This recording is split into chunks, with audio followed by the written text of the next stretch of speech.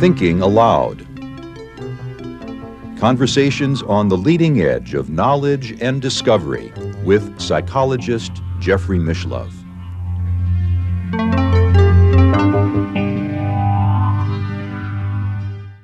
Hello, I'm Jeffrey Mishlove. Today, we'll be exploring the psychology of belief. My guest is James Alcock, professor of psychology at York University in Toronto, Ontario, Canada. He is a fellow and member of the Executive Council of the Committee for Skeptical Inquiry, formerly known as PsyCop. He is the author of several books, including Science and Supernature, a Critical Appraisal of Parapsychology. Parapsychology, Science or Magic. He is also co-author of An Introduction to Social Psychology and author most recently of a large volume called Belief, What It Means to Believe and Why Our Convictions Are So Compelling.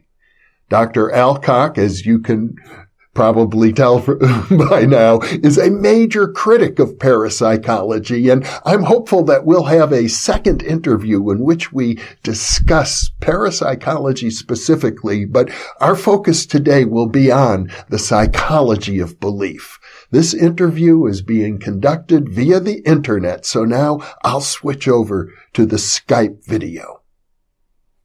Welcome, Jim. It's a pleasure to be with you. You've written an enormous book about the psychology of belief, and I see that in the introduction, my old friend Ray Hyman stated that this could be a general book about psychology as a whole because you touch upon sensory psychology and social psychology, the psychology of religion and perception and sensation, many aspects of psychology. So there's an awful lot to talk about. I know we'll only just begin to skim the surface, but you start with a very important point, which is belief systems are very often a matter of life and death for people.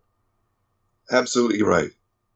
People, every year in this country, I see the statistics in the United States have gone up dramatically. People commit suicide by the tens of thousands in the United States. And of course, they do it in the belief that this is the most reasonable way out of their problems. And if they believe that things are going to change tomorrow or the next day, or that they'll be happy a month from now, then they would view that decision very differently. One of your big focuses is not only are beliefs necessary and important, but they can also be fatal if people cling to beliefs that are not factual. Absolutely right. In fact, I give some examples of people throughout history in the name of religion committing suicide en masse because they believe that this is going to lead them to a better world, a better existence. And we see that even in some modern cults where people have committed mass suicide, not because they're depressed, but because they think that this is a way to a very happy, everlasting life. There are very few psychological factors that are so powerful that people would be willing to take their own life as a result of them. That's right. And again, I use the example of a person who is about to be interrogated by some authoritarian regime. Let's use the examples in Nazi Germany. A spy is captured. He knows he's going to be tortured. He's going to be forced to give up names of his colleagues and so forth. And he hears the boots in the hall and he takes his cyanide pill.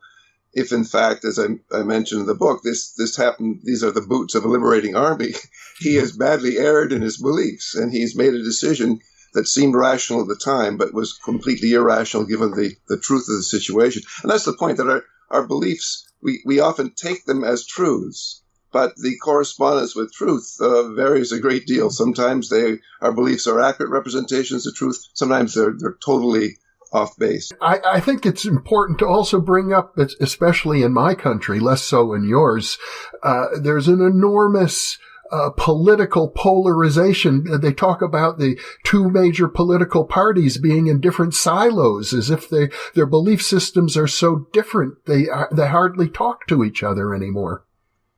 Yes, it's very sad to see that as someone outside your country. It's sad to see this, what was the best, democracy in the Western world, being reduced to this pair of warring factions where one person's truth is another person's fiction. I mean, it's just quite remarkable to see how the same supposed facts can be interpreted totally differently by two sides. Mm-hmm. Well, as a specialist in the psychology of belief, how do you account for that?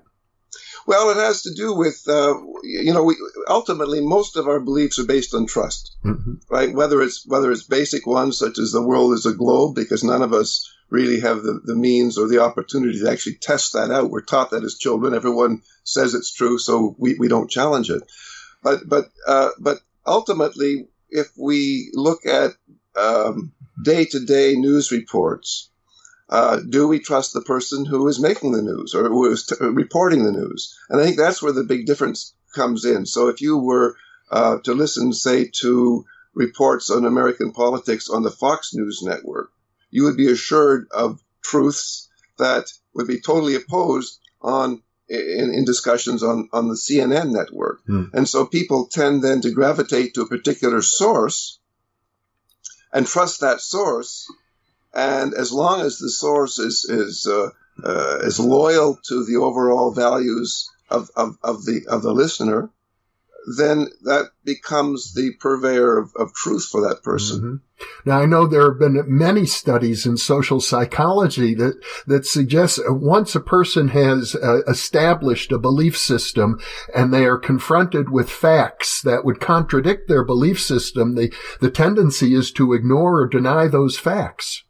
Well, that's right. We all like consistency. Mm-hmm. And one of the things I try to point out in that book, and it's always been important to me to point out, is that it's easy to defend the notion. It's easy for people to defend the notion that there are the hard-nosed rationalists and then the soft people who believe in everything. Yeah. My point is that we all have the same flaws in our thinking. We all have the same tendencies, and one can be a hard-nosed skeptic, for example, about parapsychology, and be making the same kinds of logical errors that a believer in parapsychology is making, and the skeptics sometimes don't see this in themselves. Mm-hmm. And so every one of us, I'm sure, has beliefs that are pretty shaky, but they seem like truths to us. And if someone attacks a basic belief, there's a natural tendency to want to defend it. And part of the problem is that beliefs are interconnected, mm-hmm. right? So, I mean, an easy example is something like, say, belief in Roman Catholicism. So if you believe that the Pope is infallible, or if you believe that the rules of the Catholic Church are dictated by God, etc., and someone says, "Look, come on, think about abortion. Maybe we should take that not to be a mortal sin." And if you say, "Okay, I think you're right. I've listened to the rationality in this. I'm going to change my mind." Well, if you change your mind on that, what about the notion that priests should be able to marry? What about the notion? And how many other things do you have to change if you're going to maintain consistency? And so it's generally easier to avoid that problem by rejecting the challenge to this one particular belief. So really what you're talking about is a whole worldview. Our beliefs get interlocked like a crossword puzzle. Exactly. Mm-hmm. And it's true for all of us, although we often don't notice it. I mean, the great thing about the human mind is that we can all manage to look at ourselves and think of ourselves as rational. It's funny. One never meets a person who says, I'm a pretty irrational person, but listen to my arguments anyway. In the same way that I've never met a bigot who says, by the way, I'm a bigot, but let me tell you what I think. No bigot, in our view, really thinks of himself or herself as a bigot. They think of themselves as reasonable people. You point out that there are many ways in which humans are capable of self-deception. Yes. For example, just the basic sensory mechanisms that we have are not always perfect by any means. No, and in fact, most people, unless they've studied psychology, aren't aware that our perception is a construction, that that our brain actually builds a model of what's going on around us. Mm-hmm. And the way I like to think about it, in a sense, is that here's our brain stuck inside this bony cavity inside the skull, and it has these sensors. The eyes go out and gather light, wavelengths of light. The ears look for vibrations in the molecules that pound against the eardrum. The taste buds, the olfactory system react to molecules. So we're getting these measures of what's going on outside the world, and we build an image, but our brains are so good at it that even though the image is inside our heads, we can exteriorize it. Mm. So if you or I look out at a crowd of people, we see them as being outside, whereas rationally we know the image is inside our head. Mm-hmm. So these are constructions. Most of the time, they're accurate enough that they work for us. So if you go into a revolving door, you don't hit your nose against the glass because your perception, your construction of the real world is good enough that you can navigate well. But we're open to errors. And one of the reasons we're open to errors is because of the computing power of the brain, right? Mm-hmm. Because as one psychologist once said, we go beyond the information given. We fill in gaps. We extend notions of distance and so forth. And that gives us tremendous power in navigating the world, but it also leaves us vulnerable to error. And so there are times when we can be absolutely certain that what we're seeing is what's there, and we can be absolutely wrong. Mm-hmm. Although most of the time, things work pretty well. I know in the field of neuroscience, one of the big issues is what's called the binding problem, that we've got 100 billion neurons in our brain, and they're all processing information in various sensory inputs, and somehow the brain has to make sense of all of this, and it does that, I think, by eliminating a great deal from consciousness itself. Well, that's right. And our brain, the perceptual system has to be very selective. And sometimes we can be aware of that. Mm-hmm. So, for example, excuse me, a person sitting listening to a program on the radio isn't going to be aware of the pressure of the seat against her bottom unless one points it out. Yeah. Or if there's an air conditioner going on in the room, you won't be paying attention to that sound. But once someone points it out, you can switch your attention to it. So the brain is always making decisions about what's important, what's worth focusing on right now, because you can't focus on everything. And that again, works very well most of the time. Although at times we end up not seeing things that are right in front of us, or in other situations, thinking we see things that aren't there. There's a big issue in the field of psychology about memory and false memories, how memory seems to be particularly elusive.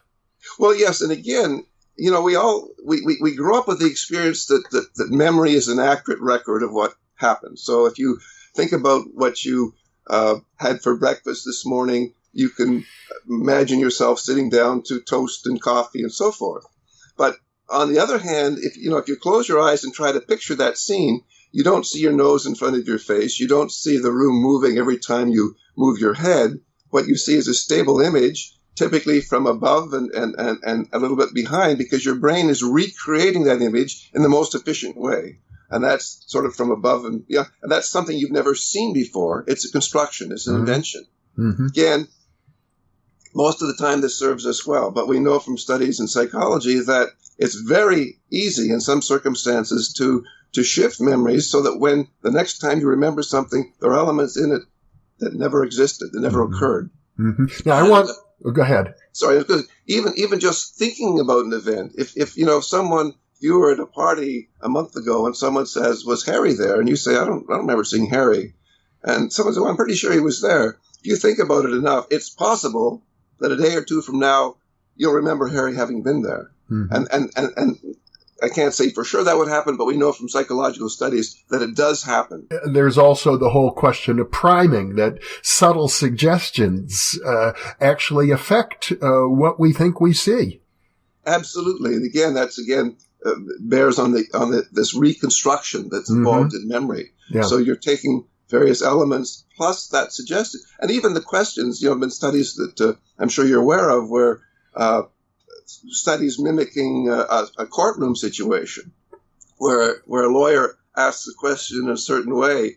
Was the person wearing a red sweater? Well, you may not have remembered what the color was, but just the question itself may cause your memory now to shift to the point where you say, yeah, it was a red sweater. And from now on, you'll remember it having been red, even though it was blue or you didn't even notice it. In other words, your mind will recreate the memory based on, or one might even say your brain will recreate that memory based on a suggestion that was given to you, not even deliberately, but just in passing. Absolutely right. And we often fill in memories to be consistent with some overall pattern. For example, well, I can give you a personal example. I grew up in a small town, 400 or 500 people. I had my best friend. We were together all the time. We walked to school together. We walked home together. And a few years ago, I lost track of him when I left to go to university. A few years ago, we were together at a reunion in the town. And I talked about how for all those years through primary school and high school, we were together all the time. And he said, but hold on, you do remember that from grade 8 to grade 11, I was not in town. I'd moved with my parents to another town, came back for grade 12. He said, no, we were together all the time. Well, it turns out we were together in the summers, but that was shocking to me.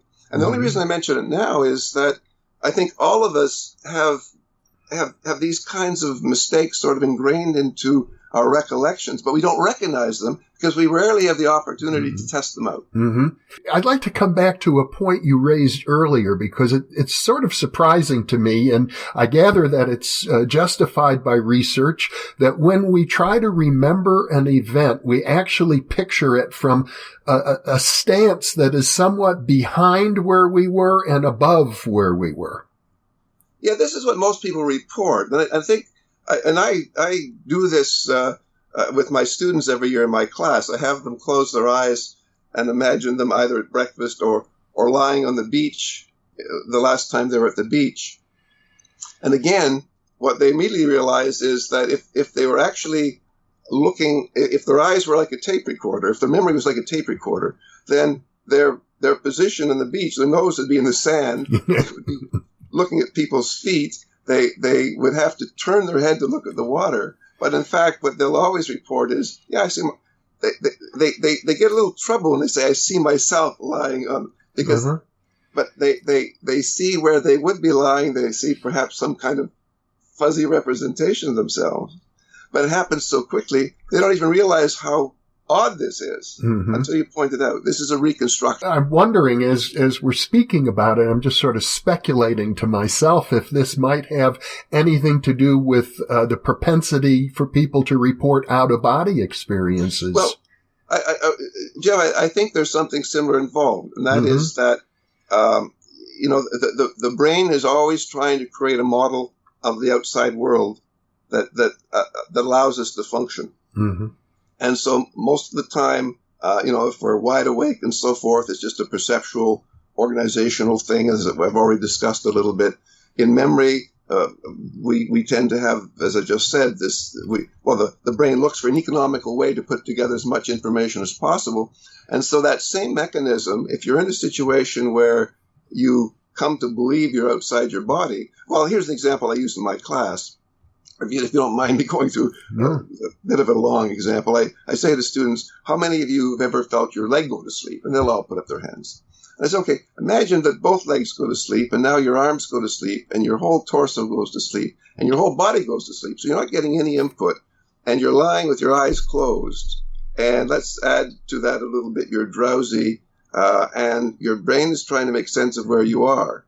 And now you hear voices because you can still hear, your eyes are closed, and people are saying, get him on the gurney or whatever. You realize you're in a hospital, and your brain is trying to make sense of this. And so it tries to construct an image of where you are, and like looking at yourself on the beach, the most economical way to get as much information as possible is to see yourself or imagine yourself lying there in the gurney with the nurses and doctors around you. So again, the same mechanism. Sometimes called autoscopy, when a person has the experience of consciousness exterior to the body. And of course, it's commonly reported in hospitals. It's commonly reported when parapsychologists and others survey people about their unusual experiences. So it's a rather common experience that might, in many instances, certainly have a conventional explanation. Another issue is hypnosis and suggestibility. We know under hypnosis that people are capable of extreme changes in their belief system. They can imagine themselves seeing things that are not in front of them, or vice versa. Something can be in front of them that they won't even see. Well, yes, this hypnosis is a very interesting phenomenon. And as I've explained in the book, that I believe the best way to look at it is in terms of heightened suggestibility, rather than some special state. There's no evidence at all that our brain waves change or that we're in some special state of consciousness. But some people are more suggestible than others. And what happens in such a case is then they come to believe, usually through the hypnotic process, that they have lost control of what's going on. And so, for instance, one common induction technique is to have a person hold out their arm, and you say it's getting heavier and heavier, and well, of course, hold out your arm long enough, it gets heavy anyway because of the muscle fatigue. But it gives the impression that the hypnotist has control. The hypnotist is causing this. And once you start to transfer this belief in control of what's going on to the hypnotist, then you're putty in that person's hands. And I've done a lot of hypnosis over the years, partly in my clinical practice, although I ultimately stopped doing that because it turned out to me to be counterproductive. I wanted people who were responding to clinical intervention to see themselves as having the power over what they're doing, not the hypnotist. But it is remarkable what people will report. And it's also remarkable the differences in suggestibility. Some people are very unaffected. Some are very resistant. They're afraid because we've heard so much about hypnosis. And part of it also is what we've heard about hypnosis. People expect certain things because we've had this fed to us for so many years. The hypnotist takes over your mind, takes over your body, makes you do things. And so I see it always in terms of heightened suggestibility. And you get people in the field of criminology. That's my background partially. I have a master's degree in criminology. And when I was a student, there was the famous Son of Sam case going on in New York, where here you had a man who committed murders who believed he was being instructed to do so by a voice. That he heard. And that's not at all uncommon. It's as if some kind of internal voice has hypnotic power over an individual.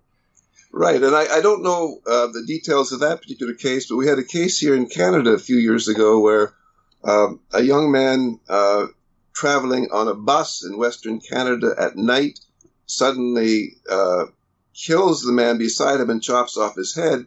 And it turns out he was suffering from undiagnosed schizophrenia. But he reported that God had told him that this is an alien beside you. You've got to save the world.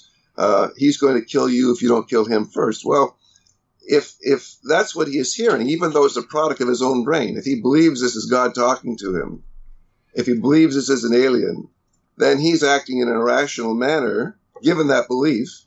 In a rational manner that should make him a hero to everyone. He's saving the world. Yeah. And, of course, it's difficult for the general public to understand this. It's so much more appealing is the wrong word, but much easier to see this person as a criminal.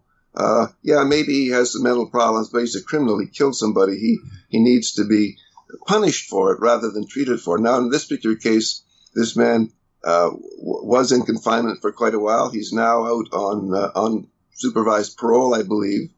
But that still creates problems for some people because they can't separate sort of mental illness from criminality. But anyway, getting back to your point, he's hearing something inside his head which seems to be coming from outside. I've noticed, in fact, I used to do psychotherapy myself. As a criminology student, I was doing group therapy in San Quentin prison with murderers and sex offenders. And one of my experiences in encountering people who have psychotic delusions is that there's no possibility of challenging those delusions from a rational perspective. They just dig in and defend them all the more strongly. Yes, and I think they're acting in a way that we would act with our beliefs. Yeah. I mean, if someone tried to challenge the belief that the world is a globe or that there are people living inside the earth, you'd defend, you'd argue very strongly against that. And they're doing the same, except that they have beliefs that to us appear bizarre. I guess it's fair to say that at the extreme, you do get cases of psychosis where people have these really, I'll just call them bizarre. They seem untenable, but they're certainly bizarre. They cross the boggle threshold, so that most people, including myself, simply cannot go there and accept that belief. But for those people, that belief is an absolute certainty. Well, yes, and it's, again, based on what they take to be a direct experience of the outside world. Yeah. On occasion, it's going to be true that beliefs that cross the boggle threshold might be true.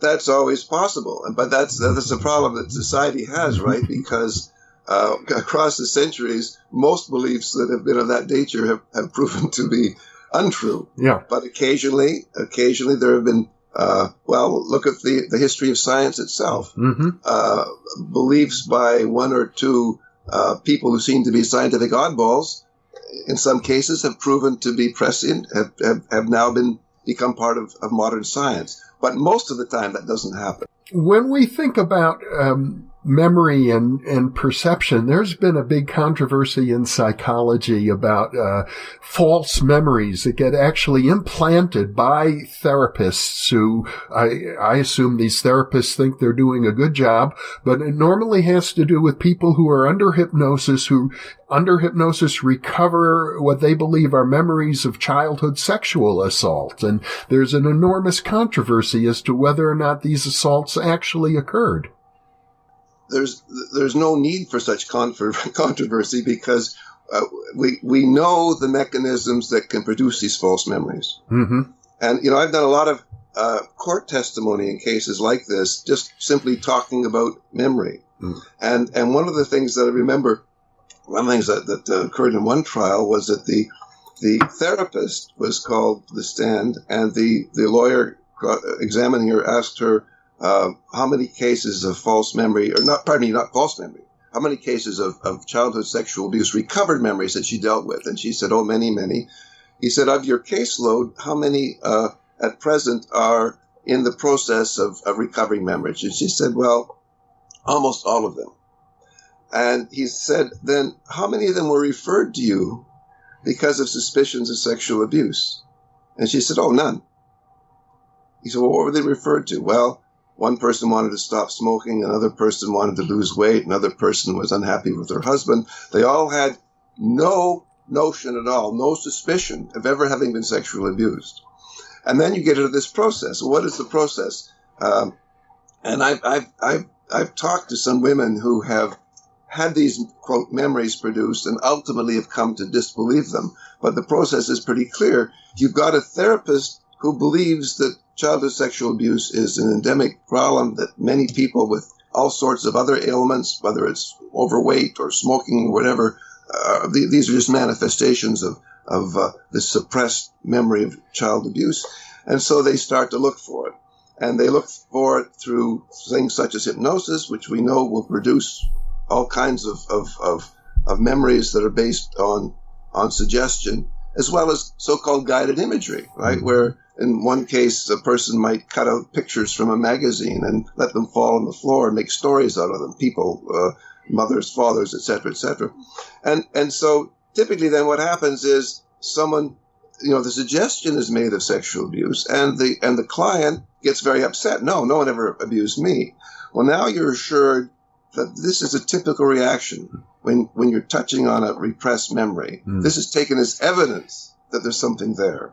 And the therapist, in all good faith, believing that she or he is doing the right thing, now starts to overcome the normal reality testing of the individual. Yes, you think your father never could have done this.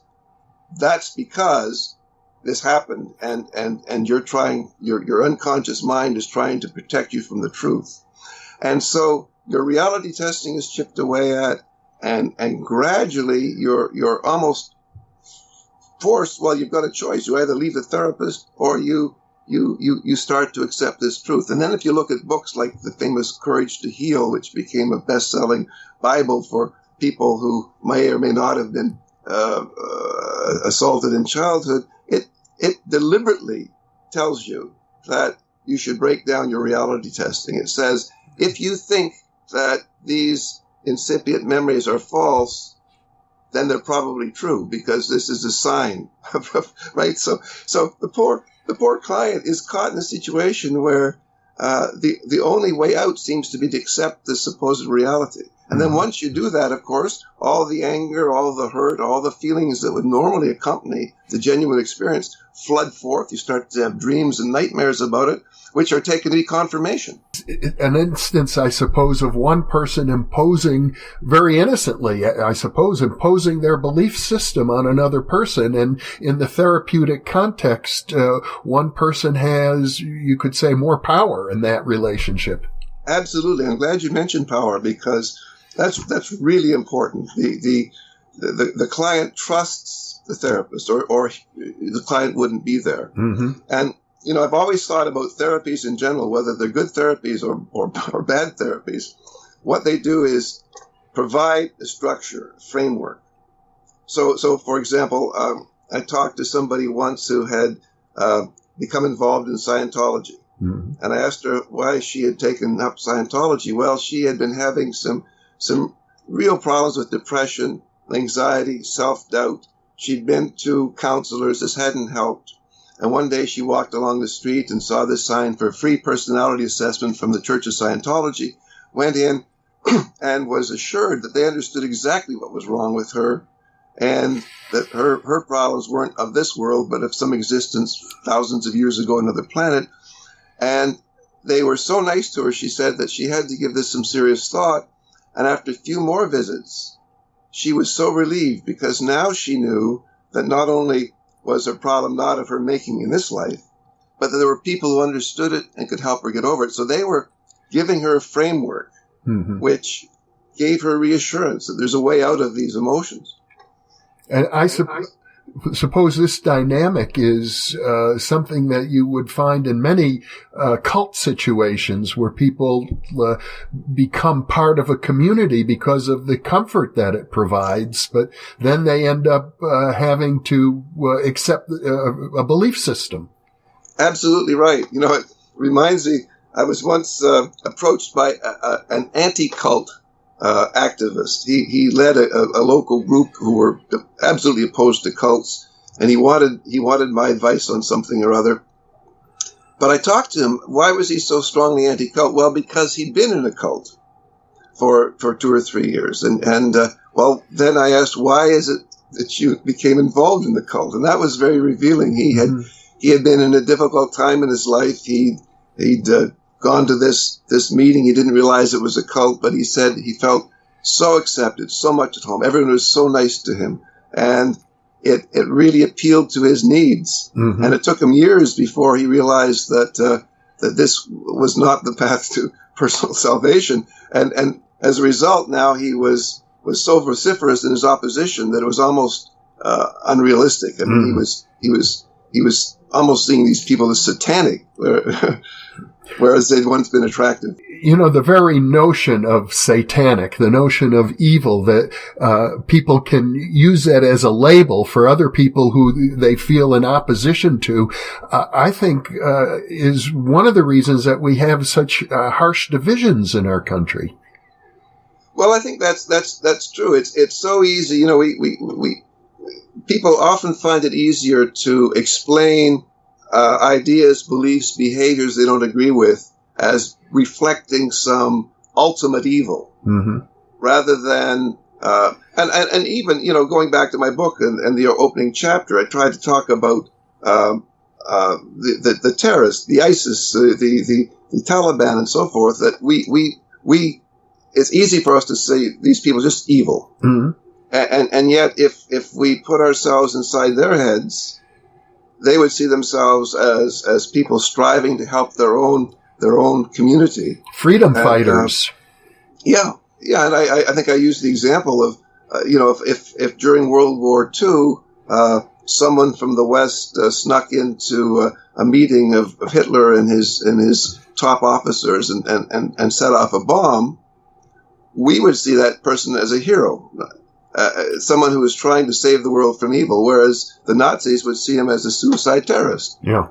Right? So we in order to understand other people, we have to try to avoid simply explaining their behavior and their beliefs in terms of this ultimate evil, because that gets us nowhere. Another thing you point out, which I think is very interesting, is the positive benefits that people get from various belief systems. I think you point to some research that shows that people who are always optimistic, even if their optimism is unrealistic, tend to be healthier and live longer. Well, yeah. Here's the thing: if you sit around and read, you look at your age group and the statistics for cancer or heart attacks or whatever, and you say, "Oh my goodness, maybe I'm not going to live another 50 years." It's easy to get a little downcast. People who are optimistic tend to downplay those kinds of statistics. They tend to ignore them. Yeah. And so as a result, they're likely to continue to act as though they're going to live for a while. Therefore, it's good to stay in shape. Therefore, it's good to socialize and do all these things, which in turn are actually beneficial to one's health. There's also the placebo effect in medicine, that one of the most powerful effects, actually, to my knowledge, in the field of medicine, and consistent, is the placebo. Well, I think a better way to describe it is the placebo response, okay, rather than the effect, because the response is what's important here, and the evidence shows that in popular descriptions of the placebo right now, it's being described as somehow in itself curative or having treatment effects. Yeah. That's not what happens. What happens is that if you take a placebo and you think you've received good medicine, first of all, you're going to feel relieved. Oh, if the doctor is in, I'm going to be all right. So as a result, you're likely to sleep better. You're likely to eat better. You're likely to have less autonomic nervous system arousal. Your stress level is down. And so you're giving your body a better chance to recover anyway. And what's interesting is that, it's not just the placebos themselves, it's what we associate with them. So it turns out if people get red pills rather than blue pills, the effects tend to be different because people associate different things with red and with blue. It's quite bizarre. But it has to do with how we are interpreting our situation. I'm going to be okay now because I've got the medicine. Are you suggesting that the belief system is or is not involved? It seems there's a little ambiguity there. No, it certainly is involved. Yeah. Right. I mean, if someone came along and perform some kind of ritual that doesn't fit within your belief system about how medicine works. I mean, if someone came along and shook a prayer rag above you or a medicine rattle from some indigenous group, you'd say, well, get away from me. I don't like that noise. Yeah. But if you grew up in that indigenous group and associated that rattle with healing, then you're likely to experience a placebo effect. So beliefs are extremely important. And I would imagine suggestibility also comes into play. Oh, absolutely. Absolutely. And again, you can take some people who are very cynical about everything, and as a result are not very suggestible. Others, at the other end of the extreme, very suggestible. And so the more suggestible you are, the more likely it is that you will have a belief that says, okay, I'm going to be all right now. And you can think about it just in terms of general stress levels. If you're shaking because someone has told you there's a gunman just outside your door, and you're shaking and your heart is pounding 1,000 times a minute, and then the police come in and say it's okay, he's gone. Right away, your heart slows down. You feel better. Well, in a sense, it's your beliefs that are changing your autonomic response. You believe there's no danger, whereas a moment ago you believed there was danger.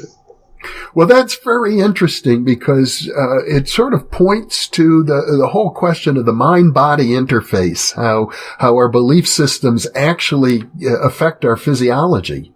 Oh, absolutely. And again, one of the most important elements of that is this autonomic nervous system response. And if you were to hook up a monitor to monitor your heart rate, and then think about certain things, you could change your heart rate simply by imagining a very gory scene where someone is covered in blood, et cetera, et cetera, et cetera.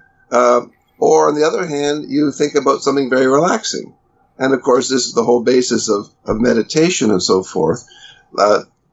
In some meditation forms, the idea is try not to think about anything. In other people, try to think of a pleasant scene. But in either case, what they're doing is trying to reduce the arousal of the autonomic nervous system so that the parasympathetic system associated with relaxation becomes dominant. And so all these things associated with relaxation, lower heart rate, lower blood pressure, your stomach can now start to digest if there's food in it, opposed to the autonomic arousal with the sympathetic system where heart rate increases, your liver starts breaking down fats into sugar, you get these stress hormones that course through the bloodstream. The beliefs, the thoughts can turn you one way or the other on this dimension. It's very interesting how that occurs. I don't know that the mechanism is actually all that well understood yet. I think philosophers are still debating the whole issue of the mind-body interface. Well, if you think of it as the brain-body interface, it's not quite so mysterious, right? Yeah. That our thoughts reflect brain activity. And that might still be a philosophical mystery, how we can have the experience of thought produced by the physiology of the brain. But certainly the connection between brain and body isn't nearly so mysterious. Now, we started our discussion in which you pointed out that we are all susceptible to irrational beliefs. Right. Nobody is free, and maybe the people who pride themselves the most on being rational are some of the most susceptible. I try not to get irritated with people, but I'm never irritated by people who have crazy beliefs. I mean, I really mean that sincerely. I may not agree with the beliefs. I may think they're being quite irrational, but they're genuine. The people who irritate me the most are the ones who are convinced that they're rational, they never make mistakes, and because they're dogmatic. Dogmatic, and they are unwilling to look at themselves. And I think that every one of us can be fooled. Every one of us is fooled from time to time. Every one of us has beliefs that seem true but aren't. And unless we're open to that, we're never going to have any opportunity to discover where our weaknesses lie. You conclude your book by listing a number of strategies that we can all use to help examine ourselves to see where we might be caught up in a self-deception. Yes, and one of the most important notions is that, if we just simply ask ourselves, how do I know this? How do I know this? I mean, I do that myself, and sometimes I'm embarrassed. No one else knows I'm asking this, so I'm not embarrassed publicly, but embarrassed inside my head because I think I have a very strong belief about this, but I don't really have any evidence. And this can certainly be the case when it comes to evaluating people or politicians. So I'll ask my students, in the Canadian context, I'll mention a Canadian politician that most students don't like, and I'll say, okay, why don't you like this person? And they'll say, well, policies. What policies? Press them, they can't come up with anything. And they express surprise. They don't really have a way of defending this. It's a kind of a gut reaction. But just recognizing that you're reacting to your intuition rather than, but trying to persuade yourself it's based on fact is a step forward. Yeah. And I suppose we're all forced to kind of trust various information sources. It's very rare that a person can do all the original research themselves to get to the bottom of any question at all. That's absolutely right. And especially in this incredibly rapidly changing world of ours where things that seem possible or seemed impossible 10 years ago are possible now. And so it's really hard to be able to evaluate on your own many statements about even, take something like autonomous vehicles, right? I mean, 10 years ago, I think everyone would have said, oh, that's not going to happen for a century. Well, now they're right around the corner. But but how do I know they're around the corner? People are telling me that. Right? Yeah. I have no way of evaluating that. Mm-hmm. So we're always left, and so we have to try to make the best effort to evaluate our sources. Mm-hmm. And I think the wise person will try to find different perspectives, whereas the person who's less wise tends to go with, take this example. You'll see every now and then articles that cell phones cause cancer. Yeah. And I've had this discussion not too long ago with somebody. I point out that if you look carefully at the evidence, there's, first of all, from the point of view of theoretical physics, this seems extremely unlikely because the kind of radiation that cell phones put out is non-ionizing. Therefore, it is not going to cause cancer. Secondly, large studies find no effect. But if people don't look at those studies, or more importantly, if they resist them because they've already made up their mind, this new technology, these cell phones, is going to fry us all, and then they're left with beliefs that they think are based in fact, and they're not. I think we always have to try to look at different perspectives. We learn more from the differences that we see, that rather than basing ourselves on one steady stream from one source. The cell phone cancer debate will probably go on for many, many years. And as I recall, the cigarette cancer debate took decades. Yes. And the thing as well about the microwave debate, right? I don't hear anyone being frightened around the microwave anymore. But for a long time, there you could buy microwave detectors because maybe your microwave oven is and I think the history of technology has been like this, that every new introduction produces some fear, and especially when it's things you can't see, such as microwaves or radio waves or whatever. And so but it's also something that kids growing up with cell phones are not going to be worried about. A 10-year-old has a phone today. By the time she is 40, she's not going to say, is this hurting me? I'm 40 years old. I've had it close to my body for all these years. I'm still here. So I think the fear will diminish. But then there'll be some new technology that will produce some new fear. But for many questions like this, health issues or safety issues, you're going to have experts on both sides arguing for their position. So the average consumer has to make a decision who they trust. That's right.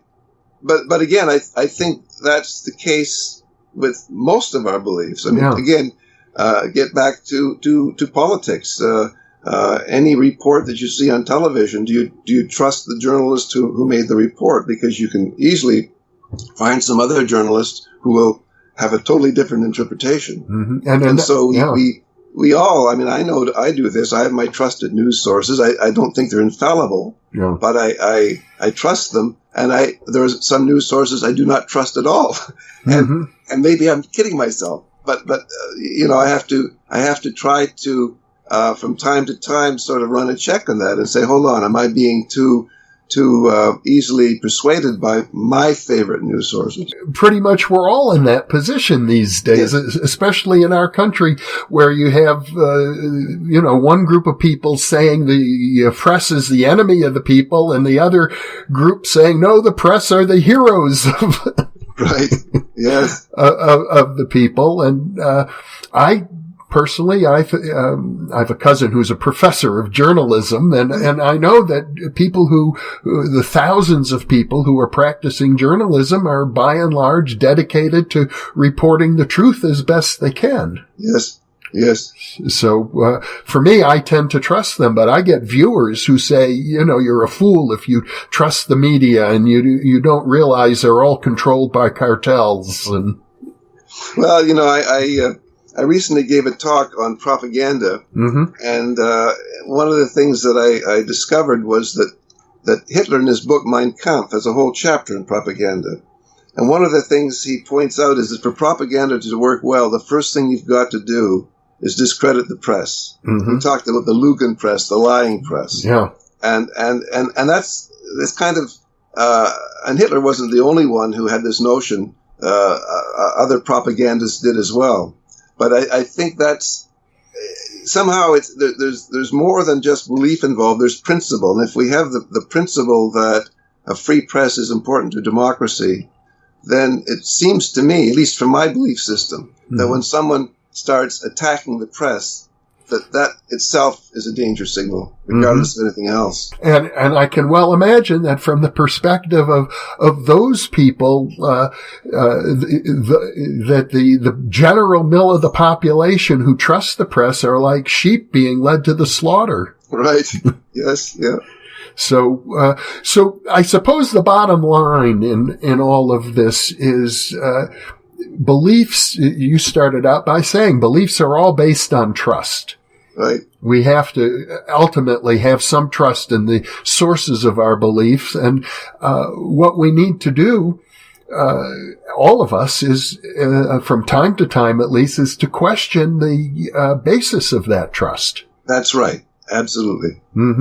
Well, James Alcock, it's been a pleasure having this discussion with you. Thank you so much for sharing this time with me. Well, thanks, Jeff. It's been a pleasure. And I look forward to a subsequent discussion, and we'll get into more of the details of the paranormal and parapsychology. Great. I look forward to that myself.